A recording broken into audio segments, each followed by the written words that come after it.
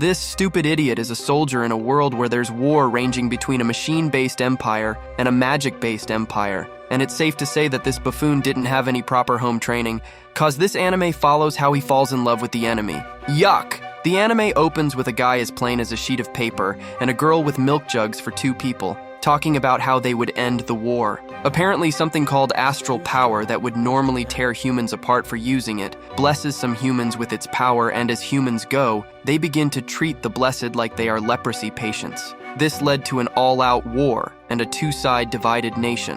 1 year ago, Iska did something that could only be described as going full hero mode. He decided to bust a witch out of prison. Naturally, the young witch he rescued was also confused. She wonders if he's got a few loose screws in the head, or did Naruto's touching words of sympathy get to him? Flash forward a year, and Iska is now in hot water. He's stripped of his rank and his name is dragged through the mud. But don't worry, this story isn't all doom and gloom. The 8 great apostles offer him a chance to redeem himself. They'll give him back his freedom, provided he takes down the Ice Calamity Witch. Before embarking on this frosty mission, Iska calls upon his trusty team, Nene, Jin, and Mis.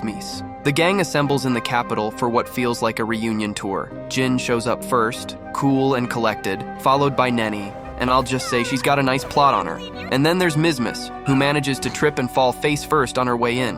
And just like that, the Special Defense for Humankind's 3rd Division, Unit N07, is back in action on their latest mission to capture a purebred astral mage. Sounds like a job for the Avengers, but with less CGI and more spellcasting. They roll up to a reactor facility. As they drive through a dense forest to reach their rendezvous point, they get ambushed by a Nebulian combat unit. Fortunately, they manage to dodge this trap like seasoned pros. Iska, still shaking off some rust, is struggling. Enter Nini, who decides to unleash a barrage of missiles. It's like watching an epic fireworks display. Despite being outnumbered, Iska's team prevails. But just as they're catching their breath, another enemy shows up, this time with an earth golem in tow. The golems look something, in line of the golems Charmcaster uses in Ben 10, and the woman commanding it is seriously unimpressed by Iska's sword skills. Nevertheless, Iska gets in a clean hit, slicing the golem's shoulder. When he demands to know where the Ice Calamity Witch is, she's not having it. She'd rather die than spill the beans. Suddenly, a chilling mist rolls in, like John Cena entering the ring. Enter Alice Liaise Lu Nebulous 9, the Ice Calamity Witch herself. She's so powerful that she turns the forest into a winter wonderland and freezes the reactor like it's a giant ice cube tray. Well, she's not so powerful, now that I remember a lady who did it with a song and dance routine in Frozen. Iska's not one to back down, so he squares off with Alice. Alice is a tough cookie, proving she's got power to spare. But Iska, determined to end the war, presses on. His declaration, to end the war, surprises Alice and almost gives him the upper hand, but she manages to turn the tide. Alice confides that she too wishes for the war to end, and just as they're about to get to the heart of the matter, she slips and ends up in Iska's arms. Their eyes locked, and for a brief moment it's like they're the only 2 people in the world. After regaining her balance and composure, Alice calls for a giant bird. She and Rin take off, leaving Iska to wonder about the true extent of her powers. Back in her own territory, Alice is stuck replaying Iska's words about ending the war. Trying to shake off the heavy thoughts, she heads to the opera house in the neutral city, hoping for some fresh air to free her mind, but as the play is so moving that she ends up in tears, she was also shocked that the young man who handed her a handkerchief was Iska. She's shocked. He's shocked, but Cupid, you and I know that they're eventually gonna fall in love. Iska's nights are now a parade of restless thoughts following his recent encounter with Alice in Nelka Forest. Meanwhile, Mis steps up and offers her support. She's like the quirky sidekick, but we know she's here for some wood action with a touch of doggy. Insert the dog smirking right here as it reads out that she's here for a touch of doggy. Mis, in her infinite wisdom, invites Iska to her room for some much-needed tea, smirking dog face. She even gives him a ticket to the opera, hoping a bit of culture will soothe his troubled mind. Flashback to young Iska in the woods with his master, Crosswell Ness Lubigate, who sounds like he could be a Marine Admiral straight out of One Piece. Crosswell hands Iska 2 swords, which Iska takes with the kind of reverence usually reserved for rare Pokemon. Fast forward to Iska waking up in a car, telling Nini about his dream while she drives him to the neutral city. At the opera house, Iska's attention is snagged by a young woman weeping in the audience, and as a certified single virgin that he is, he offers her his handkerchief. Imagine his surprise when he discovers the tearful lady is none other than Alice. Their eyes meet, she's livid, thinking Iska has somehow tracked her to the opera. Alice and Rin, trying to salvage the evening, head to a nearby restaurant, only to find it so booked out, but they had to have their way. They end up sharing a table with none other than Iska, who originally had reservations on the exact table they picked. Despite some initial hesitation, the three start checking out the menu. To their surprise, Alice and Iska bond over their shared love for ben cotta pasta and other Italian delicacies. Finding out your rival is actually a fellow foodie, everyone is falling in love, and I'm just like, damn. As the night progresses, Alice and Iska reminisce about the day's events. This shared experience softens the mood and helps them both relax. Another flashback hits, showing a young Iska and his master on a train. Things take a wild turn when a group of monsters decides to derail the train.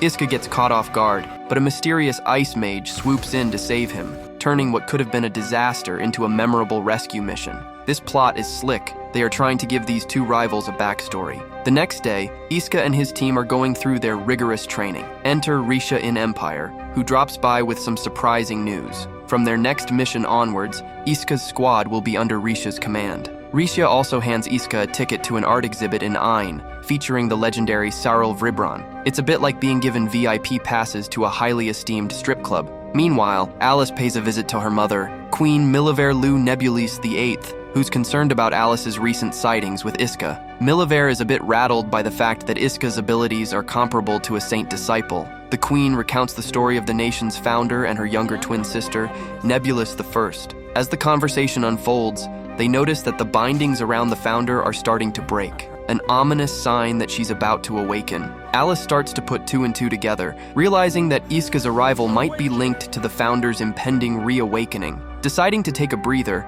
Alice heads back to the neutral city to unwind. But, as fate would have it, Alice and Iska run into each other once again. This time, Alice is determined to avoid another awkward encounter and heads the wrong way, ending up in a dark alley that feels. Somehow, she manages to find her way back to the main street, only to run into Iska yet again. This time, Iska invites her to the art exhibit. Alice, clearly intrigued by this new twist of events, agrees. As they attend the exhibition together, Alice and Iska discover a shared passion for the arts. It's just remaining for them to just agree that they are in love and start the baby-making process.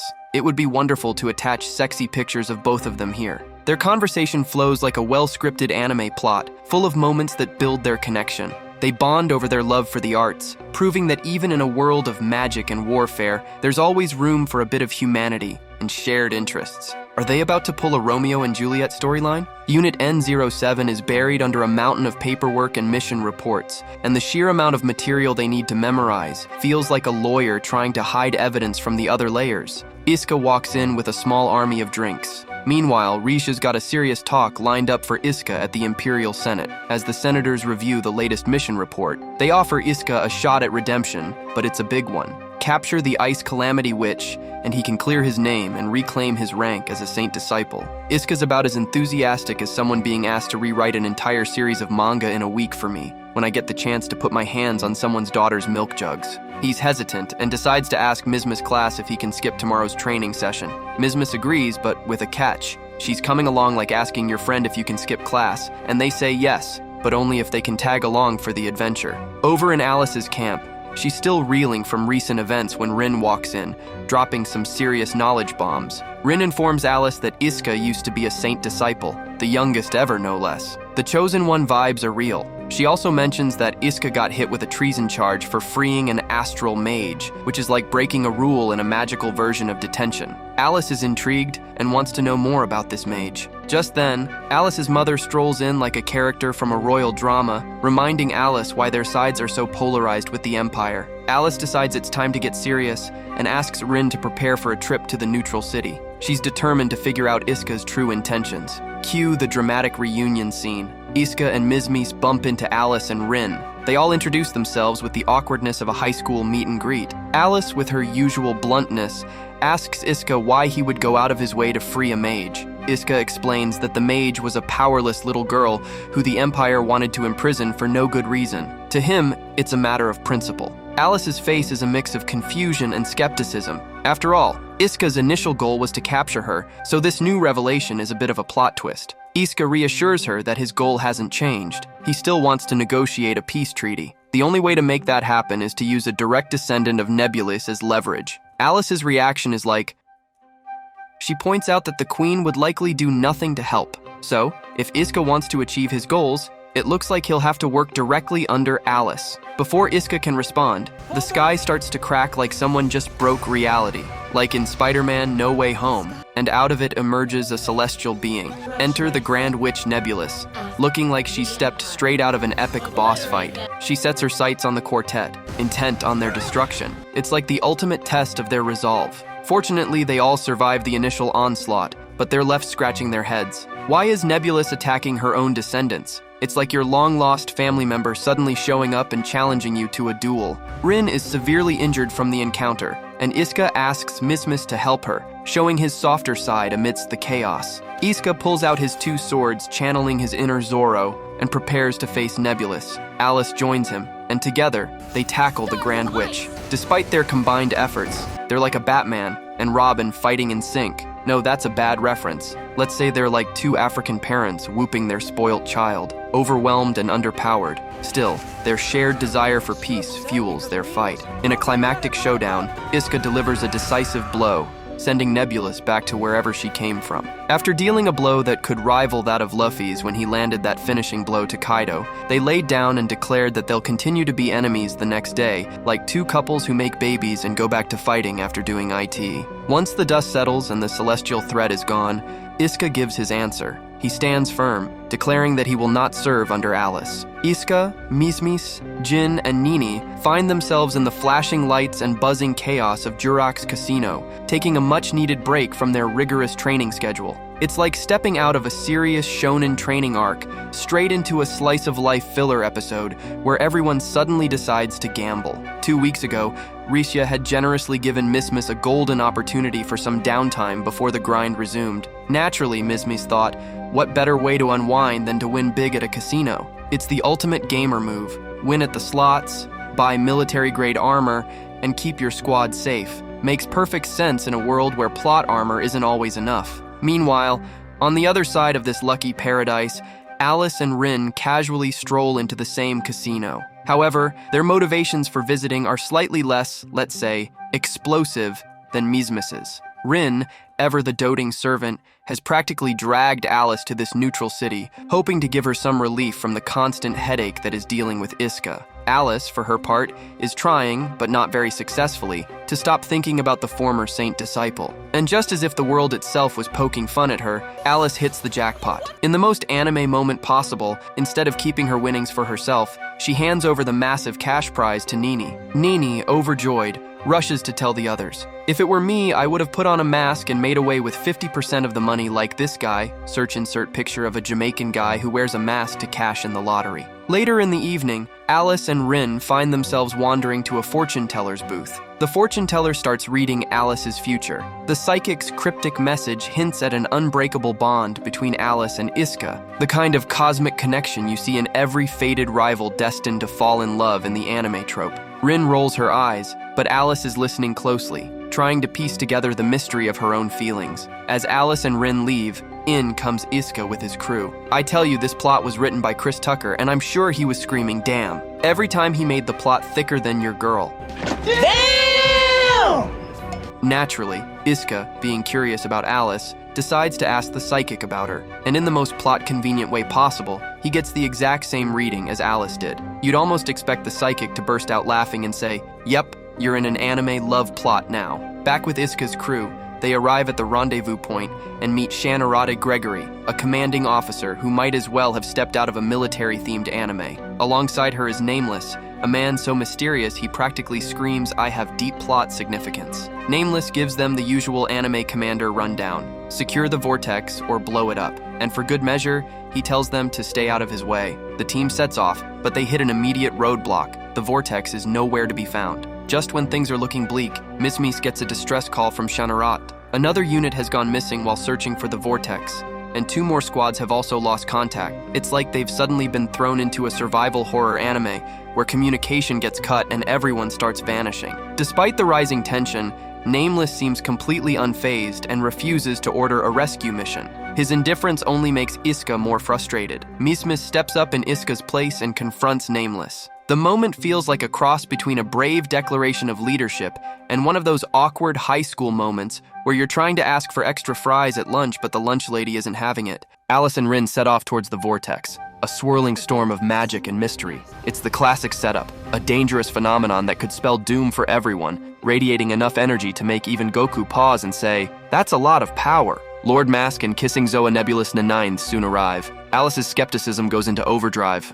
The tension rises, thicker than the fog of a dramatic showdown. Meanwhile, back with Unit N07, things are going from bad to worse. They start piecing together that the missing units might not be missing at all, but actually kidnapped. It's like the plot thickens every 5 minutes, piling on more twists than a roller coaster designed by an evil genius. Even with this dark turn, the team stays laser-focused on their mission. Eventually, they locate the vortex.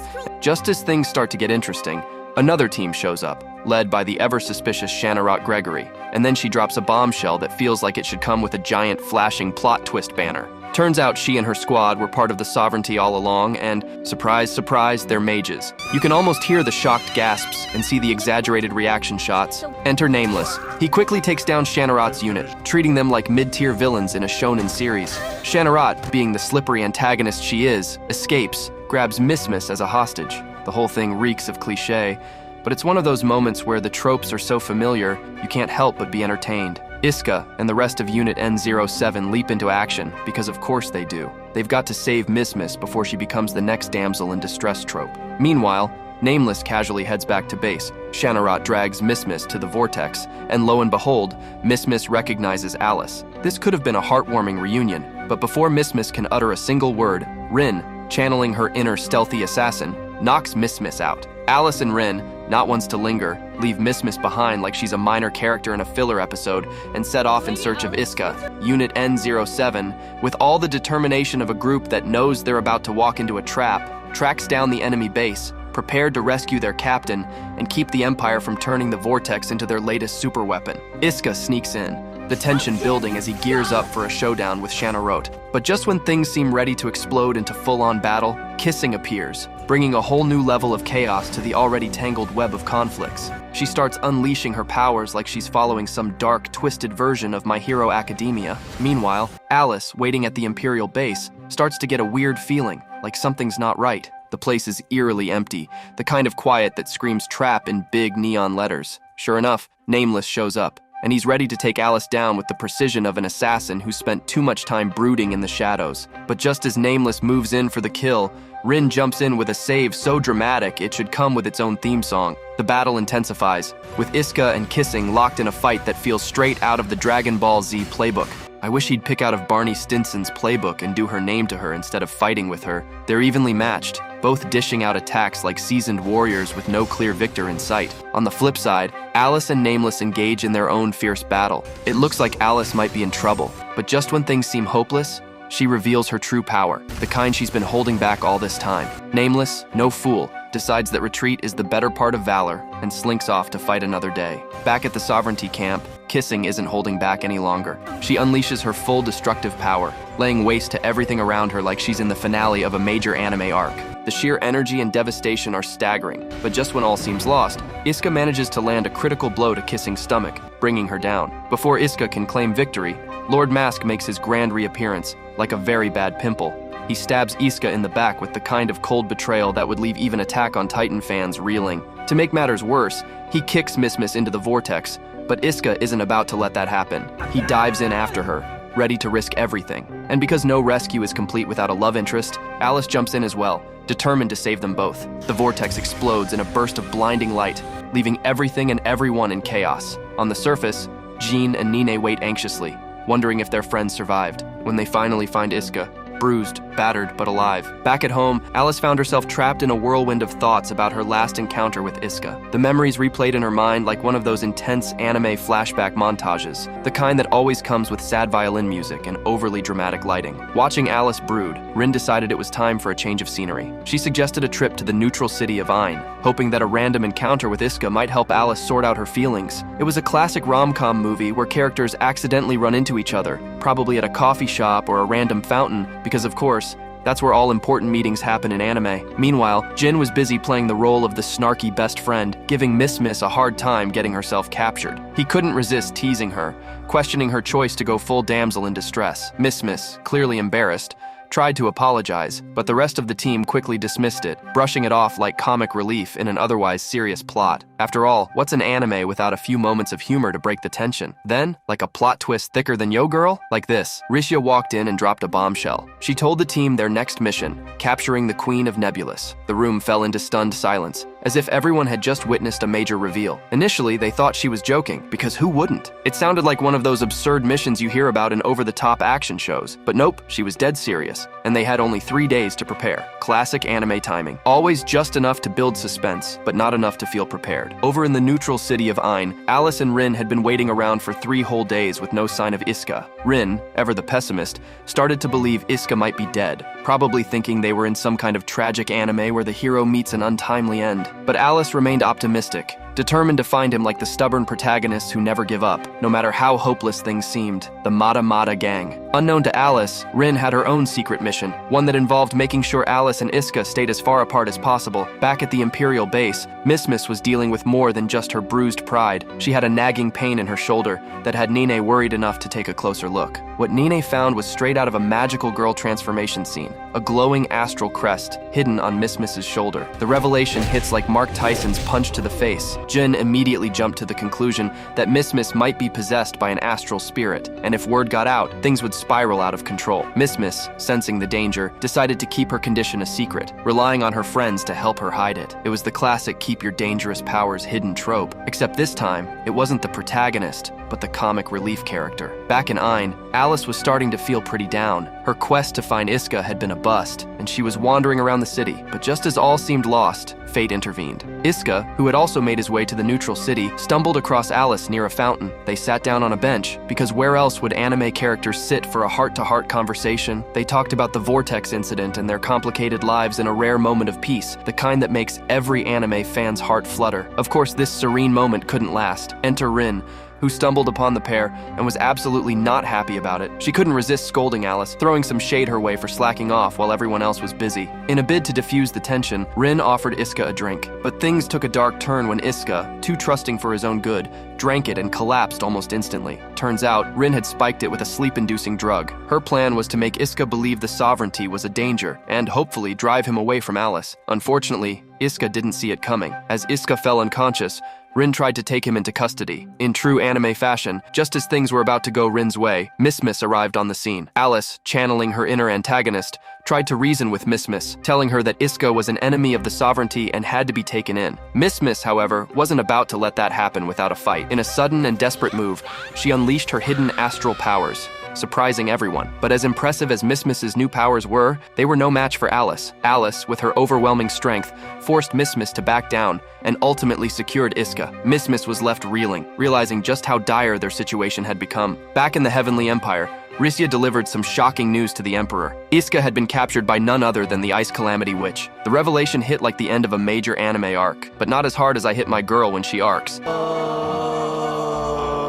Alice and Rin are on their way home, and Iska is sprawled out in the back seat, completely unconscious, like a forgotten side character from a filler episode. As they make their way through the winding roads, Alice can't help but voice her concerns about the unexpected passenger they've picked up, a former Saint disciple no less. She half jokes to Rin, wondering if they should be worried about him suddenly waking up and powering up like a Saiyan, threatening to turn their quiet ride into a high-octane Dragon Ball Z battle. Rin, however, remains as cool as ice, not the least bit concerned about a potential Super Saiyan outburst from their captive. She stays focused, heading straight for Nebulous Sovereignty territory. Their destination? Alcatraz? A place that sounds more like a dungeon level you'd find in an RPG than an actual province. It's Nebulous's 13th and most notorious province, the kind of place where you wouldn't be surprised to stumble across a mini-boss or a secret treasure chest. But unfortunately, they're not here for loot. They've got bigger problems. Meanwhile, back at the Imperial Senate, things are heating up. Rizzed gathers the team and lays out the situation as gravely as L from Death Note, dropping a major plot twist. The Ice Calamity Witch, Alice, has dragged Iska to Alcatraz, which, unsurprisingly, is not a vacation spot, but a maximum security prison for the worst criminals in the world. Rizzed's mission briefing is all business. Get Iska out of there before things take a turn for the worse. Her plan? Have Unit N07 infiltrate the prison by slapping artificial astral crests on them. It's like like getting fake VIP passes for the world's most dangerous raid, and they're about to crash it. As Unit N07 prepares for action, now decked out with their fancy counterfeit astral crests, the scene shifts back to Alcatraz. Iska begins to regain consciousness, his mind groggy as if he's just respawned after a tough boss fight. He soon realizes that he's in a hotel room, but something's not quite right. Rin and Alice had drugged him, and the situation dawns on him with the weight of a plot twist in a soap opera. His mind probably jumps to isekai scenarios where heroes get thrown into prisons for no reason, except this is very much his reality. Rin, never one to waste time, suggests shackling Iska to prevent any possible escape attempts. After all, Iska's a former saint disciple, someone who could probably break free of chains like they're made of wet tissue paper. But Alice, ever the idealist with a heart of gold, refuses. She believes chains are for villains, and despite everything, Iska isn't a villain. He's just a guy who always finds himself in the wrong place at the wrong time, sort of like the protagonist of every shonen anime ever, always stumbling into bad situations but managing to stay morally upright. As Rin concocts a plan to frame Iska by pretending he attacked her, Alice steps out to handle other matters, leaving Rin to her schemes.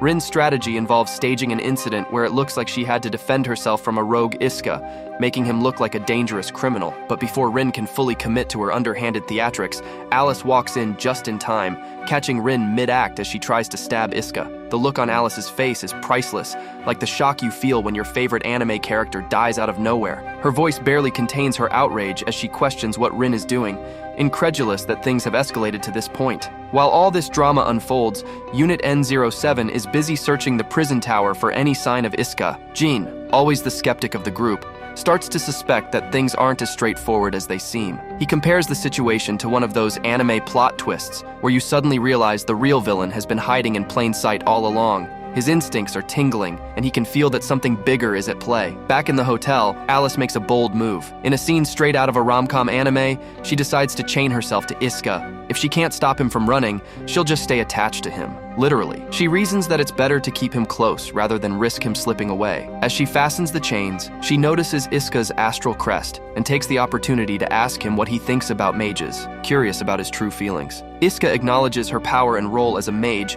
but makes it clear that her crest doesn't define her in his eyes. He respects her as a rival on the battlefield, and that's what matters to him. Alice can't help but smile at Iska's response. There's a newfound respect between them. She accepts being seen as a rival, realizing it's better than being perceived as an enemy. Meanwhile, deep within the prison, Rizzed pays a visit to Salinger, the transcendent demon, setting up a dark fantasy showdown that feels straight out of Attack on Titan. The tension is thick, the stakes are high, and Rizzed knows that whatever happens next will determine the fate of their mission. The looming sense of an impending showdown grips the atmosphere, and it's clear that the next move could change everything. With alliances shifting and the fate of both Iska and the mission hanging in the balance, the tension in this anime saga rises to its peak. Everyone prepares for the coming storm, knowing that the twists and turns ahead will shake their world to its core. Salinger arched an eyebrow, clearly surprised to see Rizzed casually stroll into his cell like it was no big deal. He was half expecting some guards or, at the very least, a dramatic entry, but nope, just Rizzed, cool as ice. He wondered if the Empire had finally brokered some alliance with the Sovereignty, or if she just found a sneaky backdoor. His curiosity was as sharp as any classic anime protagonist questioning their mysterious ally's sudden appearance. Rizzed, as nonchalant as ever, explained that she had a special Sovereignty citizenship card, reserved for high-stakes situations like this.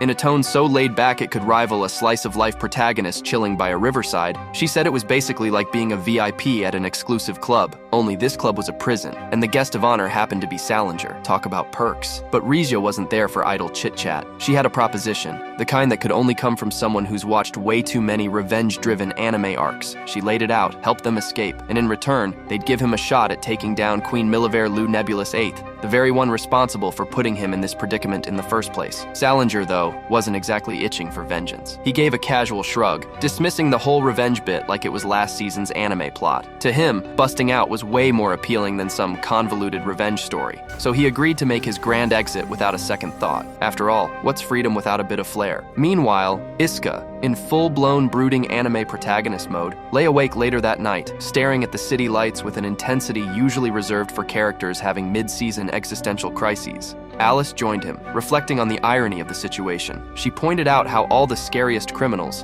including Salinger, were locked up in Olalugan Prison Tower, the place that might as well be the final boss level of this twisted game they were all stuck in. It was the kind of heavy-handed metaphor that only an anime would dare drop during a seemingly peaceful moment. Just as the tension began to simmer, Rin burst onto the scene, effectively shattering the tranquility with news that their borders had been breached. It felt like one of those moments in a slice-of-life anime where the character is just about to confess their feelings, only for something chaotic to go down and derail everything. Someone had infiltrated their borders, and Rin's sense of urgency made it clear trouble was brewing. Back at the prison, Unit N07 was doing their best to play stealthy, ducking guards like ninjas in the night. But just when they thought they had everything under control, a massive explosion rocked the building. It was the kind of high-stakes chaos you'd expect from an action-packed anime, complete with slow-motion shots and debris flying everywhere. Rizzed chimed in over the radio, casually dropping the news that Iska wasn't even in the prison. Cue the dramatic collective gasp from the team, the anime gasp that lets you know the stakes have just been raised tenfold. With the alarms blaring and chaos spreading through the prison like wildfire,